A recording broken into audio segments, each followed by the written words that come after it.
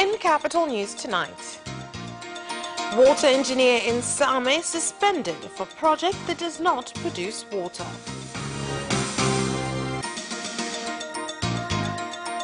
Government in Uganda revokes licenses of 9 labour companies. International karate competition set to start tomorrow.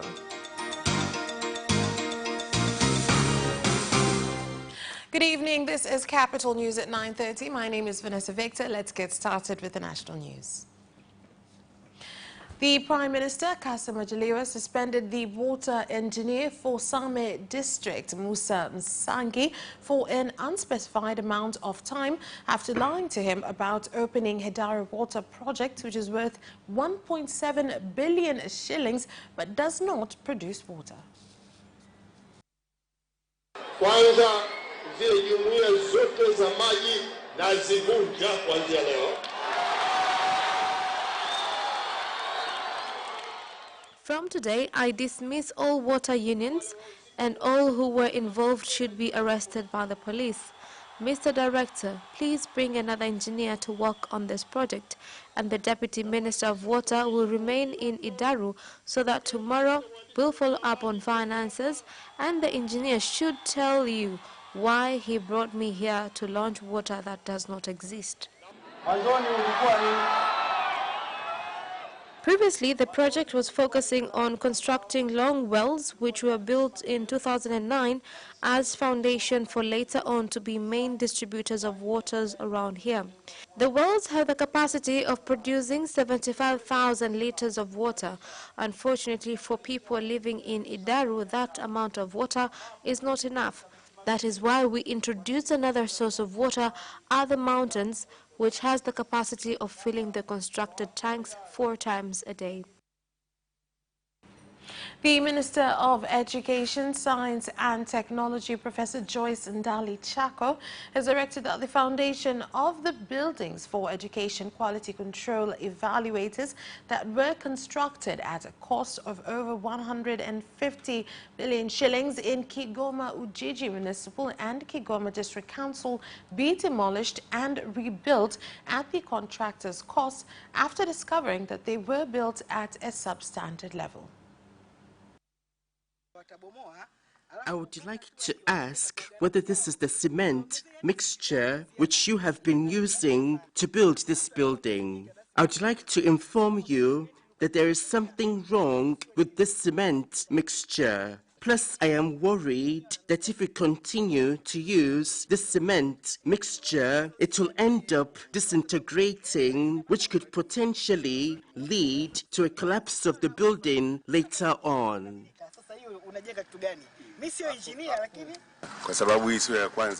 I would like to say that this building will be demolished, and then you people who were given the task of building this project will have to do so right from the beginning again. I would like to make this very clear. I will not add even 5 cents more to the budget that was assigned to you for this project. I just wanted to say that thus far this project has been a failure, and it is the same engineer that I was telling you about earlier. In education, there is also a school project which this particular engineer botched up as well. The Deputy Minister of Foreign Affairs and East Africa Cooperation, Dr. Damas Ndumbaro, has said that the government is well prepared to ensure they participate fully in the Southern Africa Development Community SADC meeting that is expected to take place in August. As the government, in collaboration with different stakeholders, we are well prepared for the coming SADC meeting and ensure that every opportunity available in the country will be well advertised. This meeting is just the beginning. We shall be having meetings throughout the whole entire year. I would like to call on the private sector and their service providers to offer good deals and services, because these guests will continue coming back to Tanzania frequently for the whole year from the level of ministers, general secretaries and government attendants. Not only the government, even residents will benefit too because of impacts of the meeting, including economical developments. A few days after ITV reported on a significant group of youth using drugs at Mwenge, the army and police have conducted a special operation to catch the drug dealers in the area with the drugs on them.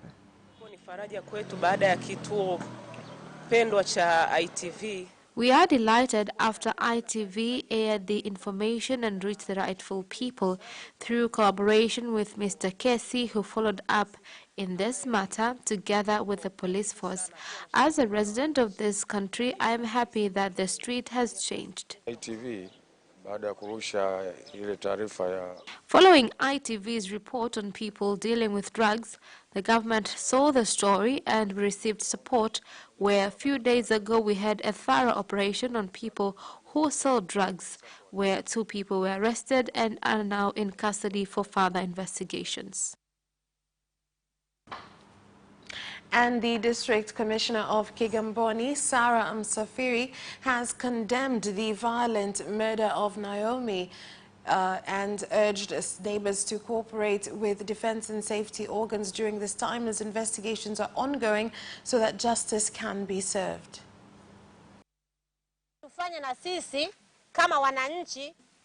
As residents, let us all be patriotic by participating in issues of maintaining security and peace.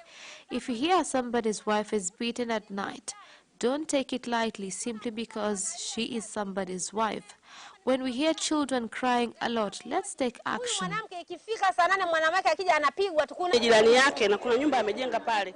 Those who knew Naomi understood that their marriage was not at peace. Her husband never wanted anything to do with the neighbors, not even allowing people to enter his house. That is why it was difficult for people to be familiar with their lifestyle.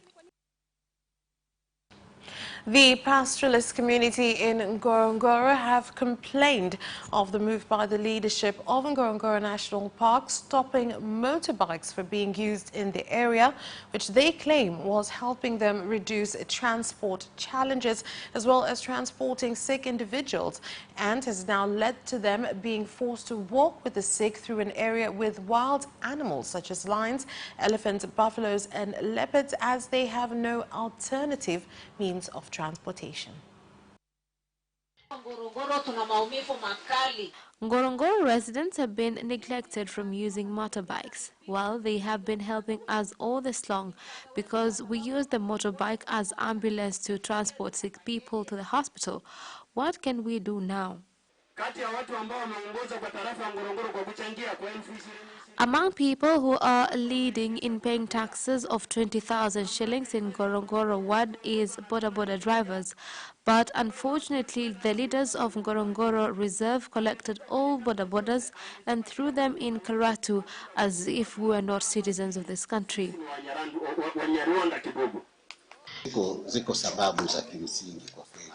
There are solid reasons towards the move of collecting the motorbikes. And we all agreed at a meeting that people should seek motorbike permission to our officers so that we could highlight on places where the bikes could be used around here. But unfortunately, nobody came to seek for the permits. They pursued on their own. In ending the constant power outages caused by electricity from Uganda being distributed in some parts of the district in Kagera, the government is expecting to join the region to the national grid by March of next year after an electricity project at River Rusumo, which will benefit 3 countries, Tanzania, Rwanda and Burundi, is completed. In Kagera, there are huge power challenges. In one day, there can be 10 power cuts, causing distractions to electrical devices. na ni kila siku unazimika. Kama serikali tunahangaika. As a government, we are doing all we can first to complete Rusumo project, reducing regional consumers from Uganda networks to be connected to our national grid. Once the project of Rusumo is completed in February next year, then Kagera region will be connected to the national grid too. Muunganisha na grid ya taifa.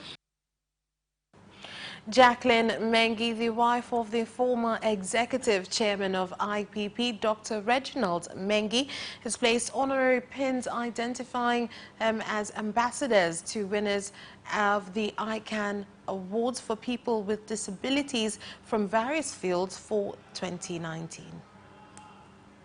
The aim of this meeting first is to announce the ambassadors of ICANN Awards, planning way forward for the foundation that was left behind by the late Dr. Reginald Mwenge.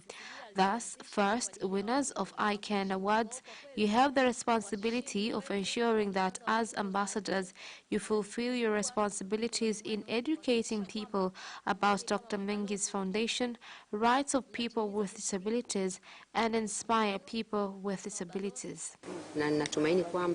I believe with the opportunity that I got as ICANN Awards Ambassador, I shall ensure that I will use my education, skills, and experience to influence and educate people in building capacity to other people with disabilities so that they could use their abilities and capacities in building their own developments. I would like to thank ICANN Awards for 2019, since through the awards we were recognized and honored as important people in our communities. However, I am saddened because we planned to host a lunch event to whom the late Dr. Reginald Mwenge was our guest of honor. Ambacho Dr. Reginald Mwenge angekuwa yeye ndo mgeni mwalikwa. And that is all for national news. International news is next.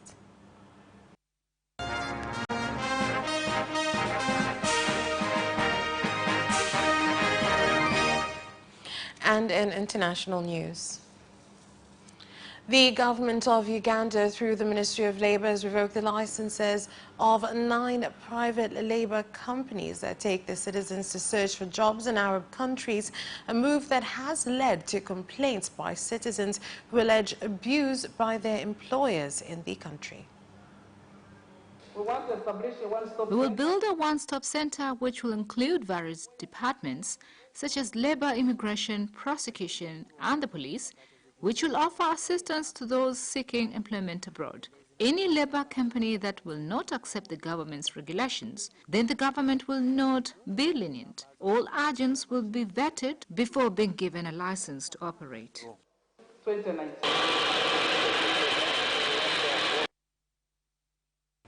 With conflict between county governments and governors ongoing in Kenya, now Chief Justice David Maraga has called for talks between the governors and the main government in order to halt the conflict on the supply of the national income from the said counties. Given the urgency of this matter, I direct that all parties wishing to be heard should file and serve their papers by 4 p.m. on Monday, the 22nd of July, 2019. Matter to be mentioned on Tuesday, 23rd July, at 9 a.m. for directions as to when it will be heard. Take this opportunity since you are all here and discuss.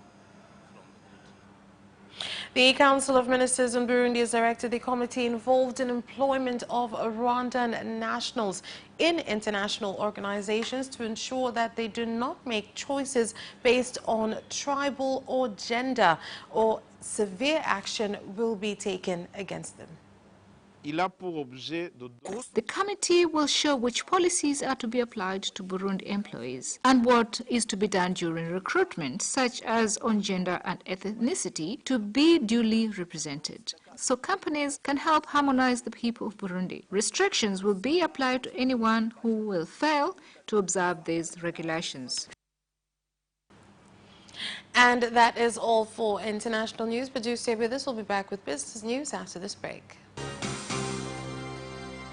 Watch Business Edition as we talk to business leaders and experts in sectors that are transforming Tanzania's economy. To be rich, I have to be a business person.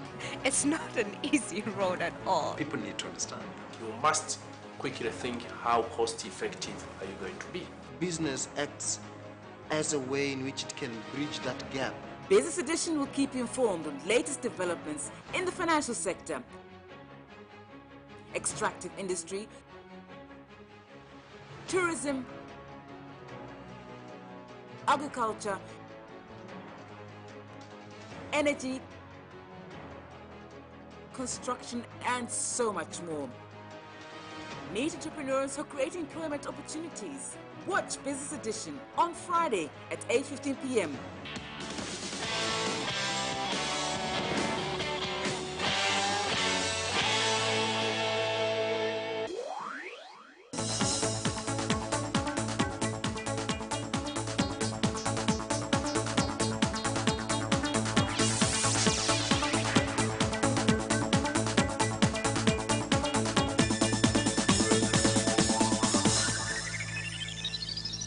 Thank you for staying with us, and on to business news.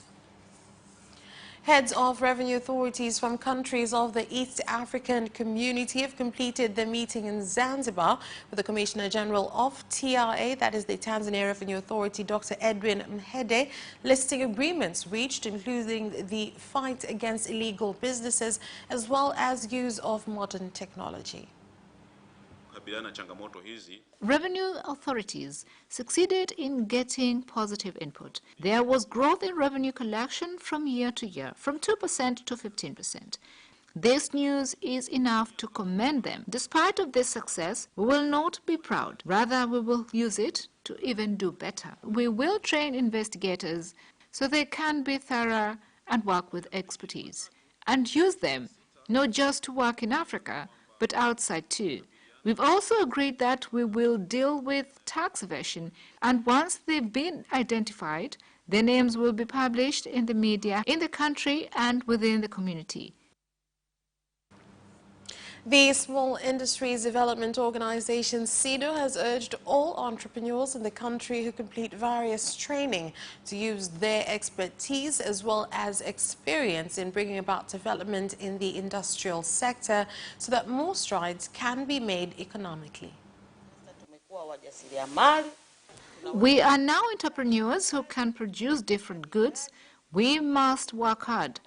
As representatives, we will be your ambassadors in promoting SIDO, women and the youth, so we can control the economy of our industries. Some of the challenges is on quality control, particularly on how we make products. We get conflicting advice, but this is not the case with SIDO. We believe that from the knowledge we've received, we will contribute towards production of various products for our markets. This training has changed the way we will be running our businesses. The District Commissioner of Kilwa in Lindi region, Christopher Ndubigai, has directed the manager of Lindi Mwamba's Cooperative Union and his team to take packaging to Nakiu Principal Cooperative Union so that the sesame stuck there can be transported out. Kilwa District has so far collected 10 million kilograms of sesame, and we are still collecting. We hope to collect more than 15 million kilograms. We've had some challenges, such as on packaging. This was discussed at a meeting whereby it was decided that the packaging was to be delivered by the main cooperative, but only 119,000 has been delivered, which is not enough. I asked them to bring us more as we do not have enough. That's where we leave off with business news. Sports is next. Away first time, good start from Bolt. Bolt leading a moment of going away. Gay trying to go with him, and he's going to be dragged through to second place, but he's going to win it by 2 meters. Away first time, good start from Bolt. Bolt leading a moment of going away. Gay trying to go with him, and he's going to be dragged through to second place, but he's going to win it by 2 meters.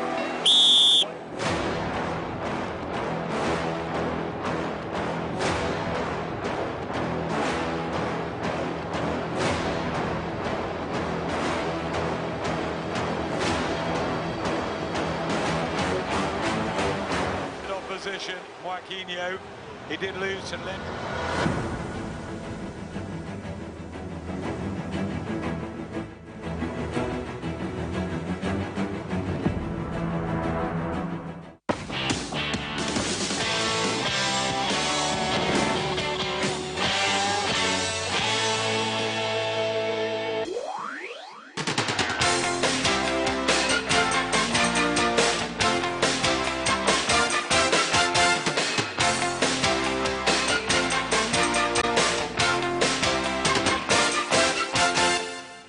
And in sports. The international karate competition is scheduled to start tomorrow at the Don Bosco grounds in Dar es Salaam. I think here it's because very few have come from other countries. I'm not sure about how many women in Tanzania karatekas, but from other countries, usually we get a good number, a good group.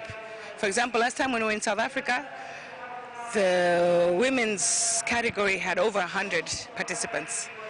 But so I think it's just a question of how well organized other countries were to come. I would say that I am going to represent Kenya, so please cheer for me and then I will win this competition and come. And Algeria's coach Jamel Belmadi is bullish about his team attacking and defensive qualities ahead of the 2019 Africa Cup of Nations final clash against Senegal tonight. The North African country have scored 12 goals so far in Egypt, 4 more than the Teranga Lions, with 9 of their players involved in at least 1 goal. They've also shown their quality in the defense, conceding just 2 goals in Egypt against Ivory Coast and Nigeria, 1 less than LUCC's side. In the battle for the best team in Africa, Friday's contest in Cairo will reunite childhood friends Sisi and Belmadi, who played football together as boys in Paris decades ago. On Sunday, 5 people were reportedly killed and 13 injured in Algeria as fans celebrated the country's qualification for their first African final since 1990 after defeating Nigeria 2-1. Barcelona are still looking for a left back to complete their squad, with the budget being dependent on whether or not Neymar comes and will not be larger than 25 million euros in any case. Here's more. They have 3 candidates, and Bayern Munich's David Alaba is not one of them. They looked at him but ruled him out a few weeks ago, with negotiations impossible to open. His contract ends in 2021, so perhaps next summer he might be an option if he doesn't renew. Sport reported on June 15th that Alaba was a target for Barca, but that negotiations were impossible, so the club ruled out his signing. Instead, they looked at Borussia Dortmund's Rafael Guerreiro, who might head to PSG. Salomon Rondon has linked up again with Rafael Benitez after joining the Chinese Super League club Dalian Yifang from West Bromwich Albion for an undisclosed fee. The striker spent last season on loan at Newcastle under Benitez, who left St. James Park for China this month. Rondon joined West Brom in 2015, making 120 appearances and scoring 28 goals before their relegation from the Premier League in 2018. The Venezuelan international made 33 appearances for Newcastle last season. The club wishes Salomon and his family all the very best in the future, said a West Brom statement. And that sports item ends our news bulletin for this week. On behalf of everyone who prepared this bulletin for you, my name is Vanessa Victor. Thank you for watching and have a good night.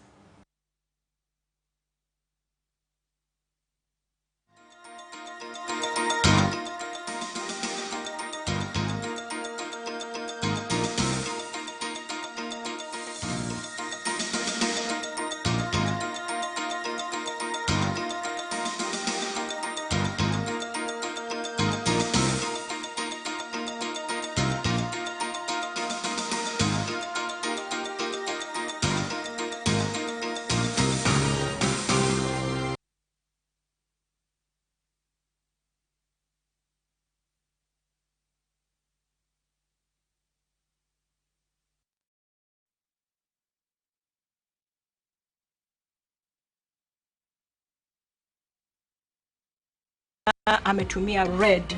Red mara nyingi inaonekana kwamba huyu mtu yuko na very strong personality. Is talk about the concept of colors. We know that everybody is excited once it comes to colors, lakini we don't go so much wrong towards how to use them. Everyday tool that we use in interior designing, in decoration of the houses, and everywhere, the whole world is made out of colors.